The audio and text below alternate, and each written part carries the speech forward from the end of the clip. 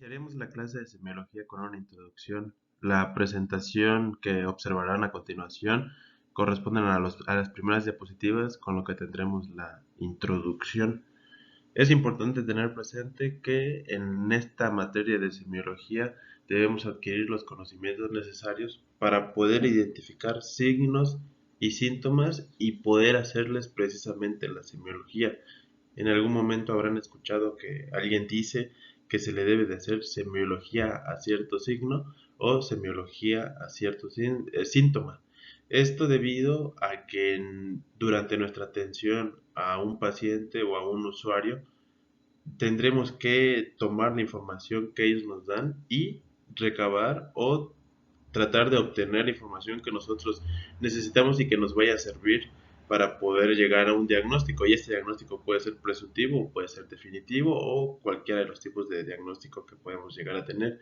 El objetivo de esta materia es que tengamos los conocimientos necesarios para poder entablar una conversación en la relación clínico-paciente y que en esa conversación nosotros podamos guiar la atención y obtener la información que necesitamos. Ese es el objetivo de esta materia. El día de hoy iniciaremos con la introducción a esta materia.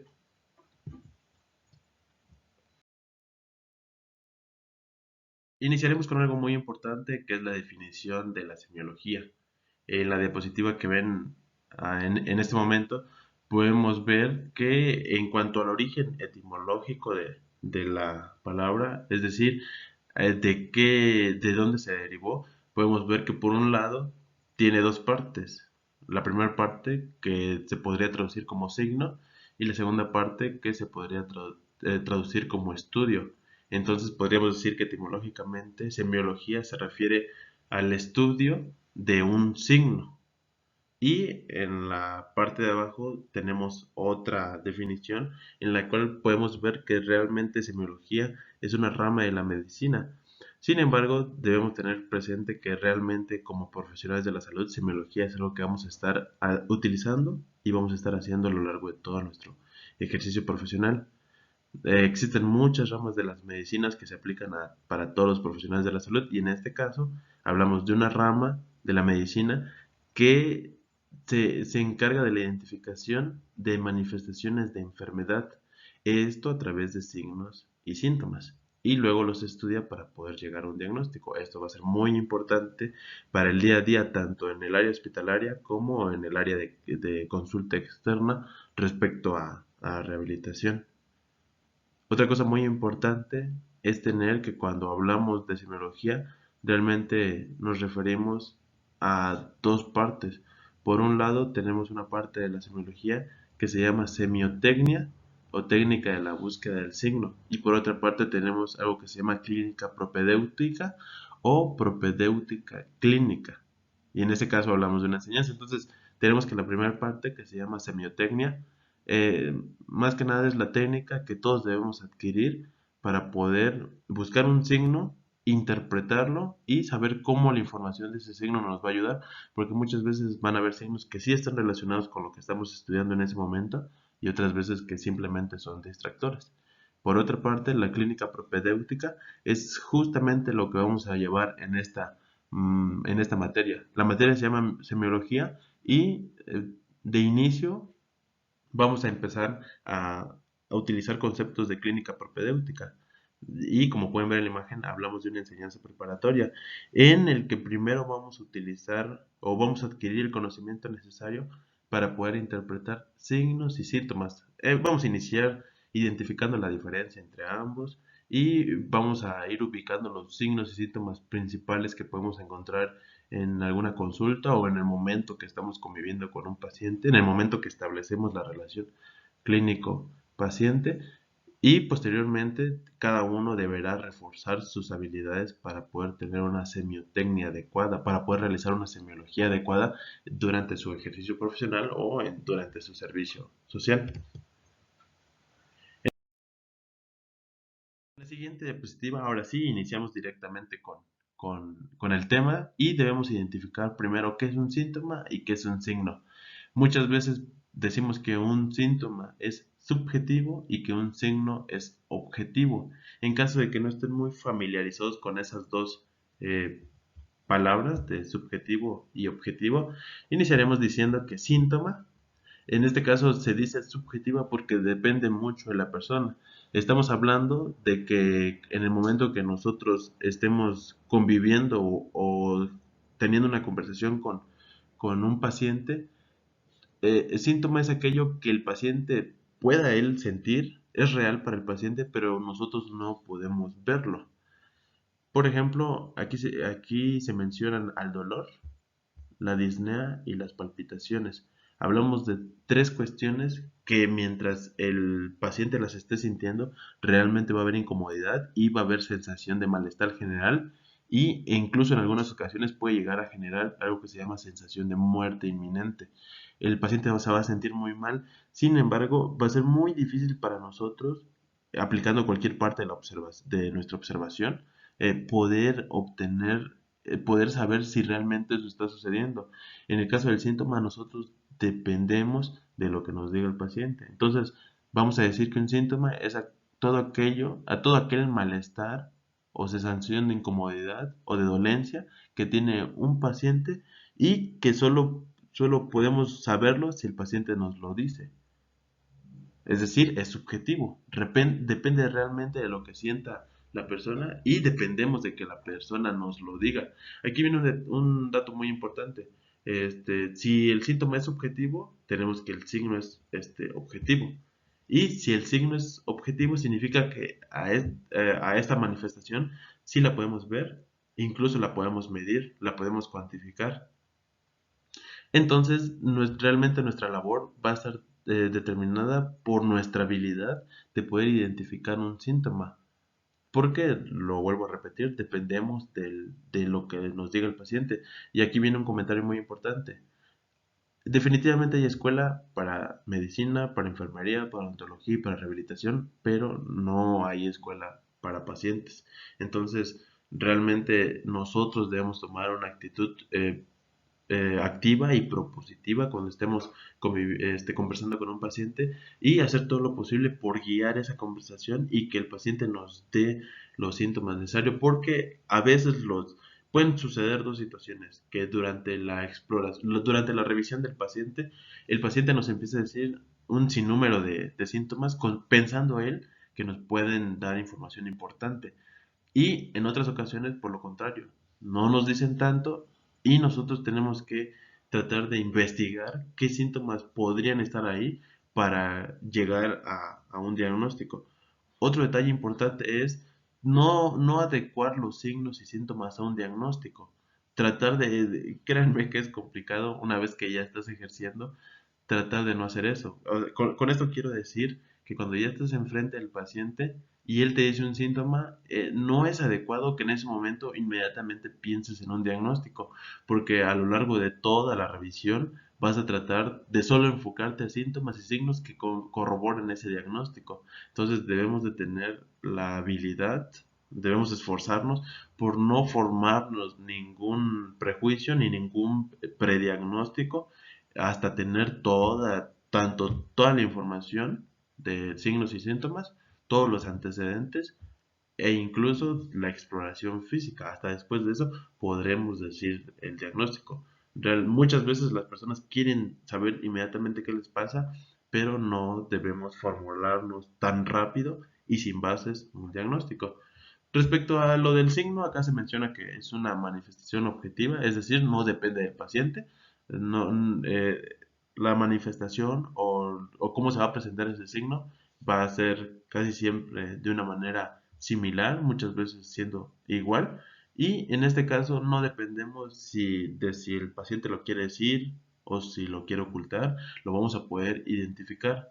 Acá se mencionan algunos ejemplos. Por ejemplo, se mencionan las petequias, la esplenomegalia y el soplo cardíaco. Solo para recordarles qué es esto. Petequia, recordemos que se refiere a un tipo de coloración que podemos encontrar en la piel. Es simplemente coloración, no representa volumen. Las petequias no se tocan, solo se puede. Si palpamos esa parte donde se ven las petequias, no vamos a sentir una diferencia, porque simplemente se puede ver. Y en este caso hablamos de un puntilleo de color rojo. Y en cuanto a la esplenomegalia, nuevamente, no es que la esplenomegalia se pueda ver a simple vista. Se convierte en un signo debido a que durante la exploración física nosotros lo podemos determinar. Normalmente en el cuadrante superior izquierdo del abdomen de una persona o en el hipocondrio izquierdo de una persona, si palpamos por debajo del reborde costal, generalmente no vamos a sentir nada. Cuando llegamos a sentir algo, lo más seguro es que sea una esplenomegalia. Lo podemos sospechar por antecedentes, por exploración física y muchas veces lo podemos corroborar con un ultrasonido. En cuanto al soplo cardíaco, tenemos que en una que otra vez debemos revisar el tórax y debemos utilizar un estetoscopio para escuchar justamente los focos cardíacos. Recordemos que el corazón en su actividad de bombeo muchas veces, en su actividad de bombeo normal no debería de producir un ruido, tiene un ruido característico sin llegar a generar soplos. Sin embargo, en algunas ocasiones no hay un bombeo adecuado o las estructuras no son las adecuadas y podemos identificar en la auscultación un soplo cardíaco. Y si nos damos cuenta, la petequia es visual, la esplenomegalia es palpable y el soplo cardíaco es auscultable. Estamos hablando de que la petequia la identificaríamos en la observación, la esplenomegalia la identificaríamos en la exploración física, propiamente en la palpación, y el soplo cardíaco también lo identificaríamos en la exploración física, pero justamente en la auscultación. En este caso, aunque son de diferente índole, estamos hablando de los tres de signos, porque se obtienen mediante observación y recordemos que la observación no solo es mirar, realmente en la observación se pueden hacer muchas cosas como la palpación, la percusión, la auscultación e incluso la cuantificación. ¿Cómo son los otros dos signos? Por ejemplo, podemos hablar de una hiperglucemia si nosotros utilizamos un glucómetro o un estudio de laboratorio y podemos medir y efectivamente encontramos que el azúcar en sangre o la glucosa en sangre está por encima. En ese caso estamos nuevamente frente a un signo porque es cuantificable y aunque el paciente tenga la intención de decirnos o no, nosotros lo vamos a identificar. En cuanto al nódulo pulmonar, dependiendo de su vocación, puede ser palpable, que lo podríamos encontrar mediante palpación, o puede ser observable a través de algún estudio de gabinete, por ejemplo, una radiografía de tórax o una tele de tórax. Además, otros ejemplos que se mencionan acá que son muy característicos son la ictericia, cuando hablamos de una coloración amarillenta en la piel, edema, cuando hablamos de cierto tipo de inflamación en alguna parte del cuerpo, y las sibilancias, que esto se refiere nuevamente a la auscultación. Generalmente, cuando auscultamos el corazón y la actividad cardíaca, algunas veces podemos encontrar algún soplo y cuando auscultamos la actividad pulmonar, en algún momento podríamos encontrar sibilancias. Esto muy relacionado con el estrechamiento que pueden sufrir las vías aéreas. Sin embargo, todos estos signos, perdón, en ese momento solo son ejemplos. Posteriormente, en las siguientes clases iremos viendo los síntomas características para cada sistema o para ciertas enfermedades. Entonces, en resumen, tendríamos que un síntoma es objetivo y solamente lo puede sentir el paciente y nosotros no lo podemos explorar, lo podemos investigar a través de lo que el paciente nos diga. Ya veremos que existen ciertas herramientas para que el paciente trate de explicarnos lo que está sucediendo. En cuanto al signo, realmente no dependemos del paciente, lo podemos observar, lo podemos encontrar a través de nuestra exploración o a través de estudios de gabinete.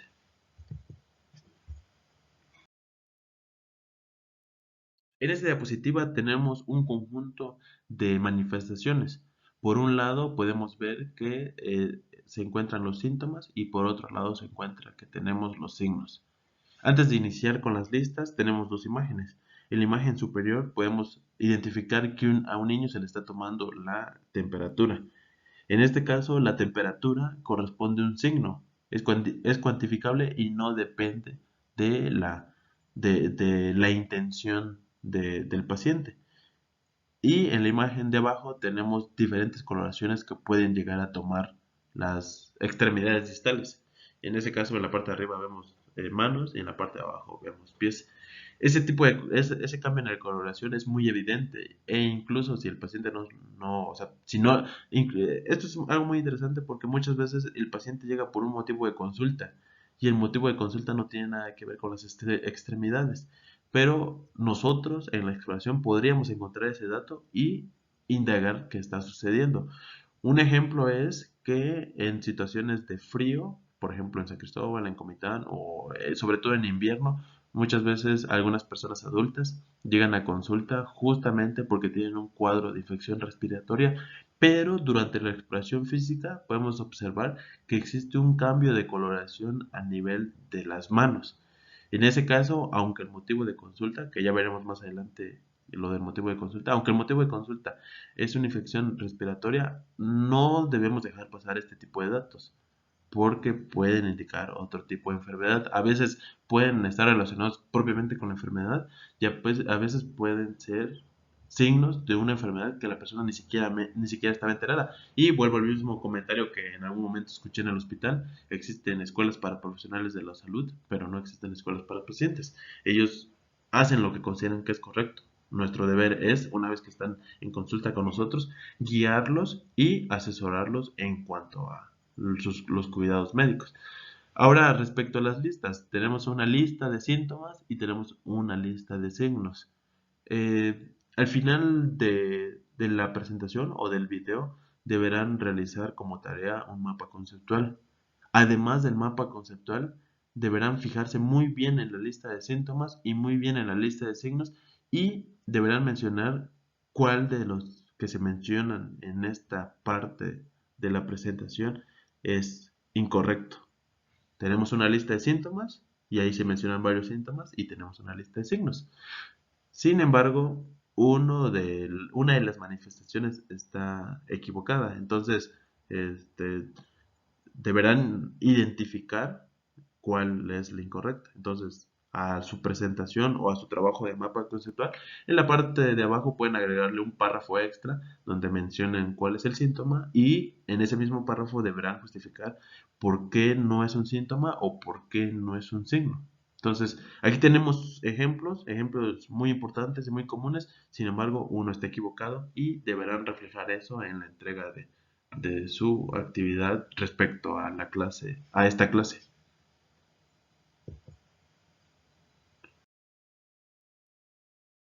Además, una palabra importante que debemos tener presente es la palabra síndrome. Durante su formación académica, durante lo que queda de su formación académica, durante su servicio social y seguramente en todo su ejercicio profesional van a escuchar la palabra síndrome. Ya mencioné que es un síntoma, ya mencioné que es un signo. Y ahora corresponde hablar sobre el síndrome. Generalmente, muchas veces llegamos a pensar que un síndrome va a ser siempre lo mismo. Sin embargo, la característica de hablar de un síndrome es justamente que no va a ser igual. Cuando hablamos de un síndrome, hablamos de un conjunto de signos y síntomas. Puede ser de ambos. Puede ser un conjunto de signos, puede ser un conjunto de síntomas o puede ser un conjunto de signos y síntomas. Estos signos y síntomas están relacionados entre sí pero pueden estar en diferente intensidad, puede haber variación incluso de algunos síntomas y muchas veces la causa puede ser diferente. En la parte de abajo tenemos varios ejemplos. La mayoría de las veces cuando hablamos de un síndrome, su propio nombre lo va a decir. Sin embargo, existen otras enfermedades que aunque su nombre no diga la palabra síndrome, muchas veces funcionan como un síndrome. En este caso, un síndrome importante es el síndrome de dificultad respiratoria, en el cual podemos encontrar varios signos y síntomas. Por ejemplo, podríamos encontrar el signo de disnea y el síntoma de malestar general e incluso de sensación de muerte inminente. Sin embargo, lo que puede causar un síndrome de dificultad respiratoria pues, es diverso. Dependerá mucho de la edad de la paciente, de las condiciones del paciente, incluso pueden llegar a ser fármacos lo que genera eso. Entonces, que una patología o que una enfermedad tenga diversas causas y que a la vez su manifestación no sea siempre igual, determina que sea un síndrome. Por ejemplo, otra situación común es la situación que provoca el virus de la inmunodeficiencia humana, el VIH. Entonces, cuando nosotros decimos VIH, hablamos del agente causal, hablamos del virus que causa la enfermedad, pero como tal la enfermedad es el SIDA. Y si nos damos cuenta, SIDA significa síndrome de inmunodeficiencia adquirida. VIH es el agente causal, SIDA es la enfermedad y en el nombre de la enfermedad se menciona la palabra síndrome porque dependerá mucho de la persona. Les comento que diagnosticar el SIDA no es algo sencillo, son varias etapas. Existe la prueba de ELISA que cualquiera se puede realizar en un estudio perdón, cualquiera se puede realizar con un estudio en cualquier laboratorio. Sin embargo, no termina ahí. De hecho, probablemente han escuchado que el ELISA es de inicio. Si sale positivo, pues tenemos que hacer otro. Si vuelve a salir positivo, no diagnosticamos SIDA.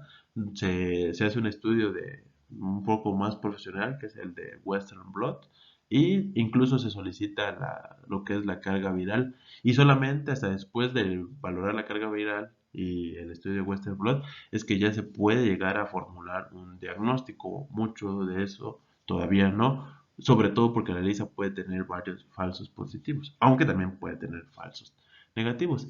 Una vez que se diagnosticó la enfermedad, nuevamente hablamos de un síndrome y hablamos de un síndrome porque va a atacar o afectar a la persona de manera diferente. Por ejemplo, una vez que el virus ataca, pues va a disminuir el conteo de células CD4. Hablamos de células de defensa. Esas células de defensa hay que cuantificarlas. Las tenemos que cuantificar para ver en qué estadio está la persona. Si recién las está afectando, si ya deja muy pocas, si definitivamente no deja nada. De eso dependerá el grado de afectación de la persona. Además, también va a influir mucho su apego al tratamiento. Hay personas que incluso con recuentos bajos de linfocitos CD4 muchas veces llegan a tener una vida normal por el hecho de que tienen que tienen acceso a los medicamentos. Y actualmente, por parte de Secretaría de Salud, el tratamiento se le da a las personas. Sin embargo, tienen que estar llegando constantemente. El problema no es el hecho del tratamiento en nuestra población, el problema es que las personas llegan hasta el último momento. Tienen todos los signos y síntomas del SIDA, pero no hacen lo posible por diagnosticarlo y muchas veces no acuden al médico.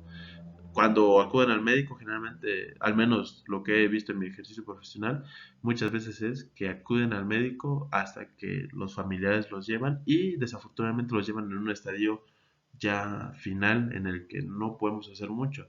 Durante el tiempo que toma integrar el diagnóstico, muchas veces estas personas llegan a fallecer y por lo tanto, la verdad, no es al menos en nuestra población, no es de buen pronóstico, no les va muy bien. Sin embargo, en otros países, sobre todo los industrializados y desarrollados, realmente les va muy bien y pueden llegar a tener una vida normal.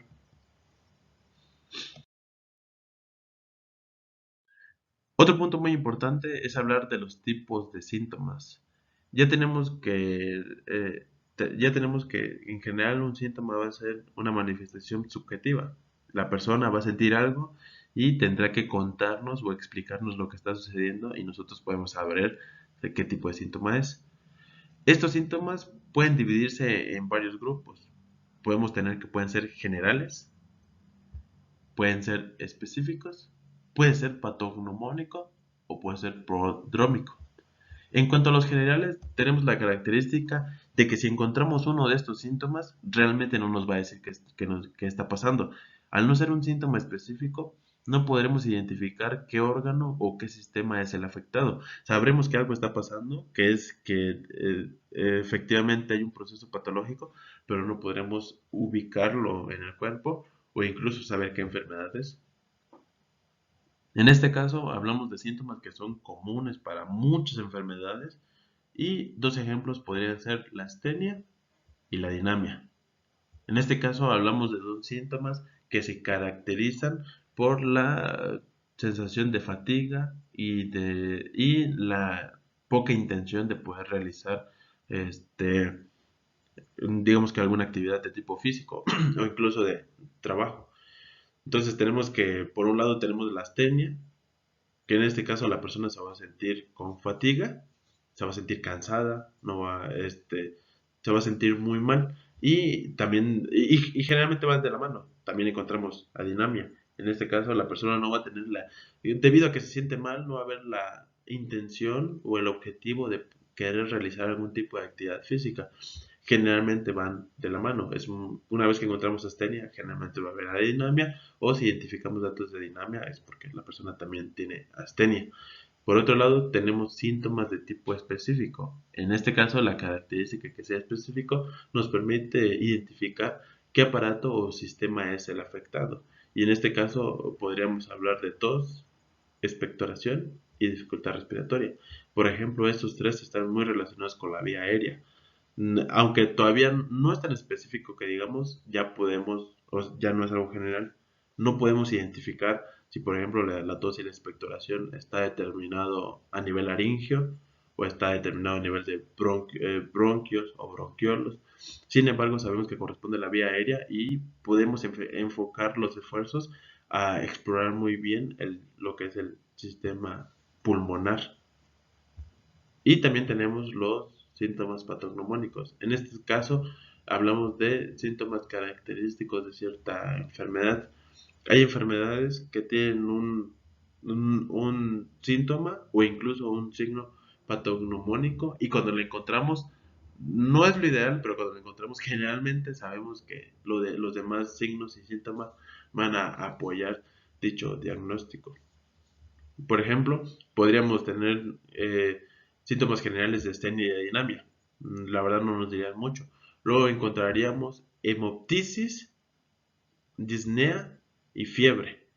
En este caso, si encontramos hemoptisis, que es la tos con sangre, la verdad, la primera enfermedad en la que debemos de pensar, no inmediatamente, pero sí, si tenemos los otros elementos, por ejemplo, antecedentes personales, la hemoptisis de al menos 2 semanas la tos de 2 semanas de duración y que ya haya datos de hemoptisis, podríamos pensar, por ejemplo, en tuberculosis. Y lo pensamos en nuestro medio porque justamente es la principal causa de hemoptisis, al menos en nuestro medio.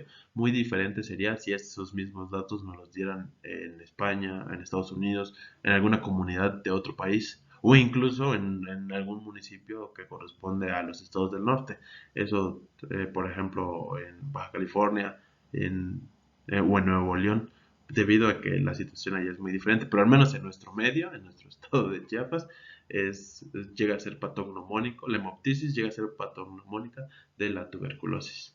Además, vamos a tener síntomas prodrómicos. En este caso, hablamos de pródromos como un estadio previo en el que la enfermedad no se ha establecido bien, pero ya está iniciando. Eh, te- en este caso, la enfermedad no se ha establecido como tal, pero seguramente dentro de las próximas horas o los próximos días, la enfermedad se va a establecer, ya está iniciando. Entonces, aquí podemos tener cefalea, fiebre y odinofagia. Finalmente, aquí es muy importante tener presente que a pesar de que el título de diapositiva dice tipos de síntomas, parte de lo que se menciona acá no son síntomas, corresponden a signos.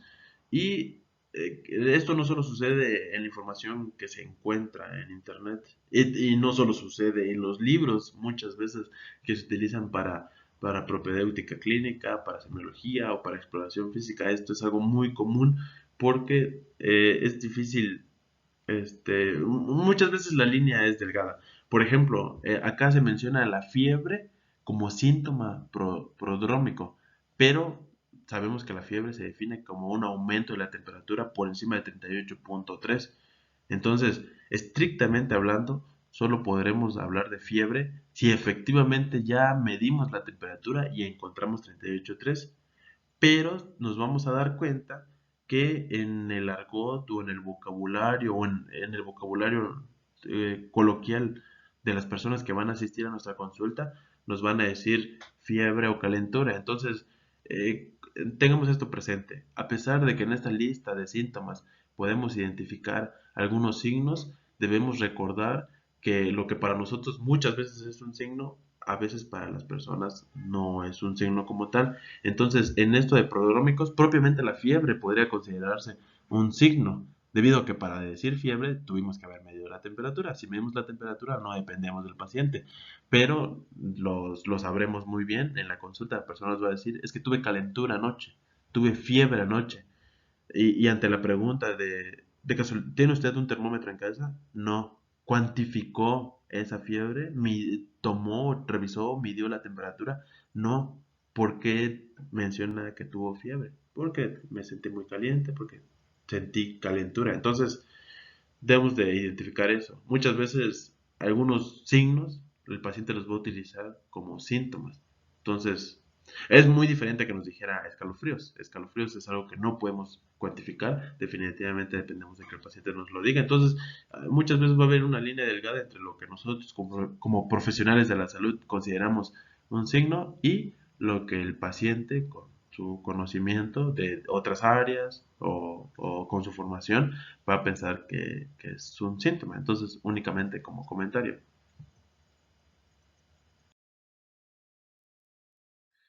Es muy importante tener presente que todo esto que estamos mencionando, de identificar qué es, identificar un síntoma, identificar signos, identificar cuando encontramos un conjunto de síntomas y signos, identificar qué nos está tratando de decir un síntoma o un signo, al final de cuentas todo eso se relaciona con el objetivo final de llegar a un diagnóstico. Y llegar a un diagnóstico no siempre es tan sencillo. Muchas veces tenemos que tener estudios de laboratorio, estudios de imagen, estudios a veces tenemos que ver la evolución del paciente, ver la reacción del paciente al tratamiento, que el tratamiento puede ser farmacológico o no farmacológico.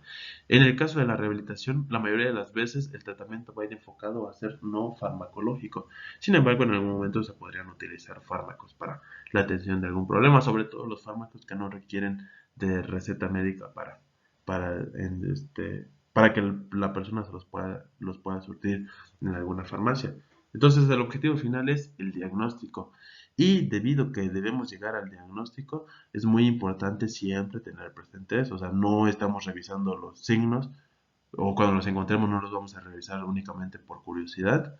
Tal vez pueda haber un poco de curiosidad, pero el objetivo final es poder llegar a un diagnóstico con el que podamos mejorar la condición de la persona. Para poder llegar a este diagnóstico existe una serie de procesos. Tenemos, por ejemplo, el recabado o la recopilación de información del paciente. La recopilación de la información del paciente lo haremos a través de una historia clínica. Es muy importante tener presente que la historia clínica es una herramienta que utilizamos los profesionales de la salud, no solamente los médicos, lo utilizamos todos los profesionales de la salud y muchas veces sirve para poder darle seguimiento. La historia clínica nos va a ayudar a conocer a la persona. Idealmente lo debemos de hacer en la primera visita. La primera vez que lo conozcamos es cuando deberemos hacer esta historia clínica y deberemos revisarla constantemente para nunca olvidar cuál es el contexto o cuáles son las condiciones generales de nuestro paciente. En la diapositiva podemos observar que se menciona a la historia clínica como un registro de información obtenida a través de la entrevista clínico-paciente. Se realiza un interrogatorio, se realiza un examen físico, muchas veces se cuenta con resultados de imagen o de laboratorio y estos deberán integrarse en la historia clínica. De hecho, la historia clínica tiene varios apartados. Tiene un apartado para lo que nosotros encontremos a través de nuestras preguntas, tiene un apartado para lo que encontremos a través de nuestra exploración física e incluso tiene un apartado para que ahí pongamos lo que podemos observar a través de estudios de laboratorio y de imagen. No es el objetivo copiar los resultados de laboratorio, es ahí debemos poner el análisis que nosotros logramos como clínicos. Y debemos tener presente dos cosas. En primer lugar, cuando formulemos una historia clínica, lo tenemos que hacer con los adjetivos que se mencionan ahí. Debe ser claro, debe ser preciso, debe ser lógico, sobre todo en el orden, debe tener un orden lógico y debe ser un registro detallado. No debemos inventar, no debemos de omitir. Tenemos que mencionar la información necesaria y completa para poder identificar muy bien la situación del paciente, de tal modo que si otro profesional de la salud revisa esa historia clínica, pueda darse una idea de lo que del contexto médico de esta persona. Y el segundo detalle muy importante a tener en claro es que hablamos de un documento médico legal. Y aunque sea un documento médico legal, no significa que solo haya responsabilidad médica para el médico general o para el médico especialista. Estamos hablando, lo mencionamos como documento médico legal justamente por el hecho de hecho en algún momento debería llamarse documento del profesional de la salud legal, para recordar que no solo es para el médico. Si un cirujano dentista, si un enfermero, si un rehabilitador realizan una historia clínica, están formulando un documento médico legal. De manera general no hay ningún problema en ese aspecto. Espero que en cuarto semestre hayan tenido la oportunidad de ver las diferencias entre la responsabilidad administrativa, la civil y la penal. La mayoría de las veces los problemas se quedan en lo administrativo. Hay problemas solamente ahí. Sin embargo, desafortunadamente, sobre todo cuando tenemos contacto con pacientes con muy mal pronóstico, puede llegar a haber algún tipo de problema de tipo penal. Entonces es muy importante tener presente eso y recordar que es un documento legal. ¿Cuál es su mejor arma ante cualquier situación de tipo legal? Realizar muy bien su función, registrar muy bien lo que les corresponde y únicamente eso, no intervenir de otro modo con lo que es la papelería o con lo que corresponde al expediente del paciente.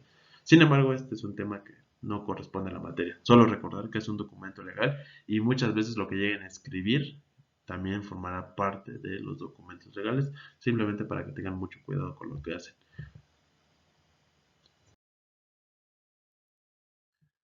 Aquí podemos ver los tipos de historia. Vamos a utilizar HC como la abreviatura para historia clínica. Entonces, a su izquierda podrán ver que existen varios tipos de historia clínica, sobre todo determinado por el tipo de servicio donde se haga y por la especialidad.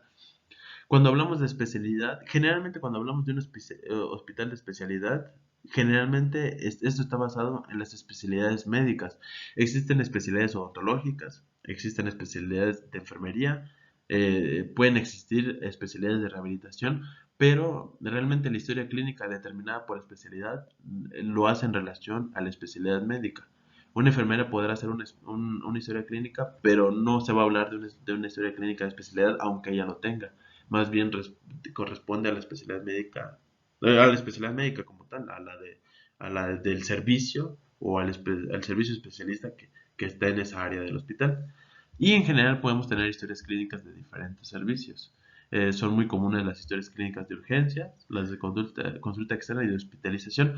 Es muy importante tener presente que en hospitales grandes el servicio de rehabilitación es un servicio muy bien establecido, con sus protocolos de atención, con su papelería y por lo tanto en ciertos hospitales, no en todos, realmente no es común en nuestra zona, pero en los hospitales de alta especialidad y que cuentan con servicio de rehabilitación, pues el servicio de rehabilitación tiene su propia historia clínica y si ustedes ejercen en un servicio así, deberán adecuarse a los protocolos que tengan muy bien establecido su servicio, teniendo en cuenta que van a tener su propio tipo de historia clínica.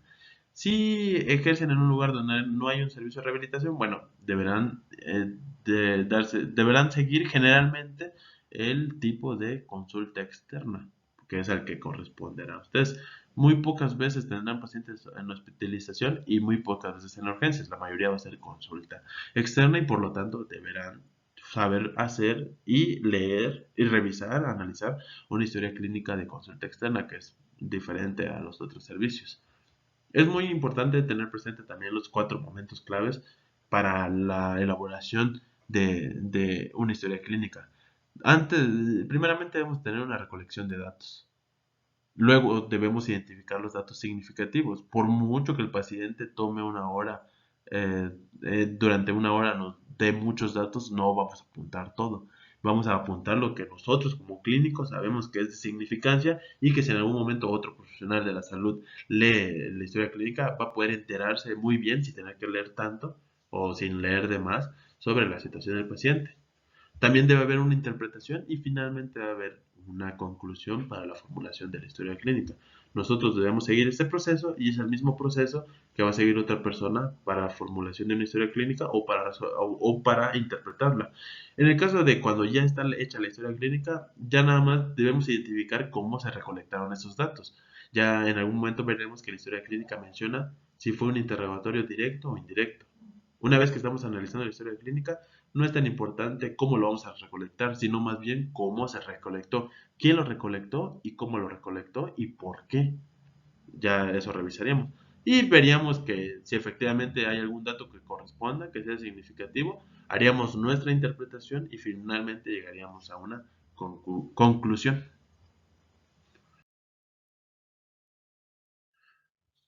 En este diagrama podemos ver muy bien cuál es el proceso a seguir podemos ver los componentes y justamente los procesos que se siguen para la elaboración final de una historia clínica. Iniciamos primero con la anamnesis, que es a como se le conoce al interrogatorio médico.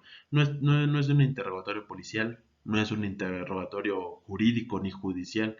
Nuestro interrogatorio es identificar información relacionada con la salud. En algún momento en ese interrogatorio saldrá un poco de información que tal vez sea incómoda para la persona, pero nosotros no somos policías, nosotros no somos abogados, nuestra intención de obtener esa información es formular llegar a un diagnóstico, lo que veníamos diciendo. Entonces, siempre recordar, en la consulta externa eso no sucede, sucede mucho en el área de urgencias y en el área de hospitalización, que muchas veces las personas te ocultan información porque piensan que se la vas a facilitar de inmediato a la policía, pero recordemos que de hecho eso está prohibido, no podemos dar información.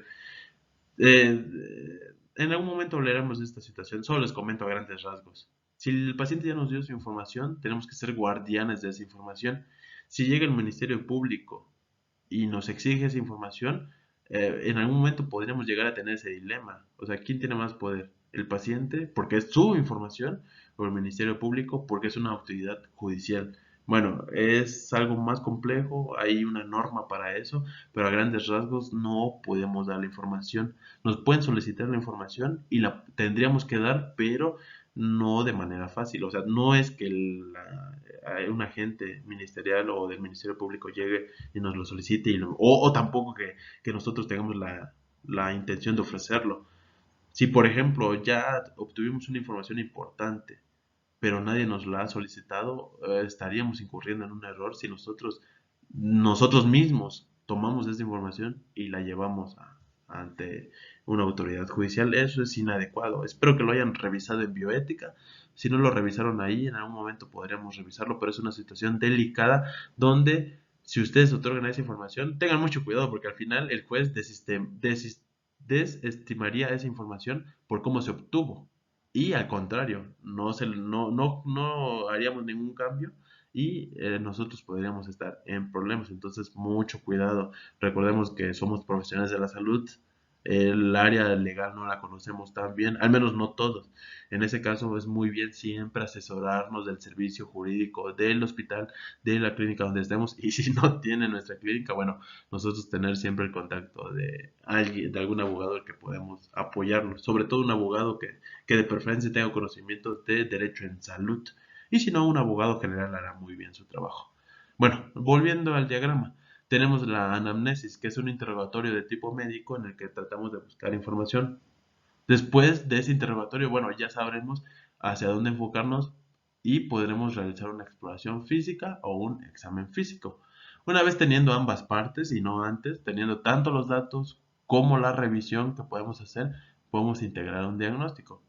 Teniendo el diagnóstico, ahora sí, podemos dar un plan de tratamiento y una vez dado el plan de tratamiento, no inmediatamente, dependerá mucho de la patología, no inmediatamente, pero sí después de cierto tiempo que nosotros debemos de determinar, podremos revisar la evolución.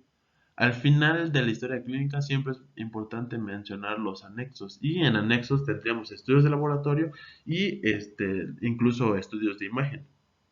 Esos estudios, a pesar de que hay algunos estudios que tomaremos antes de poder establecer el diagnóstico y habrán algunos estudios que pediremos después para la evolución. Por ejemplo, los estudios de laboratorio generalmente se pide uno prediagnóstico y luego se pide uno postdiagnóstico justamente para ver la evolución. En cuanto a los de imagen, lo mismo. Entonces, Se menciona acá hasta el final porque dependerá mucho. De todos modos, debemos de tener en cuenta que se pueden solicitar estudios de laboratorio o de gabinete para integrar el diagnóstico o para vigilar la evolución o para ambos. En dado caso, siempre se integrará en el área de anexos que tiene el expediente o que a veces viene en la historia clínica.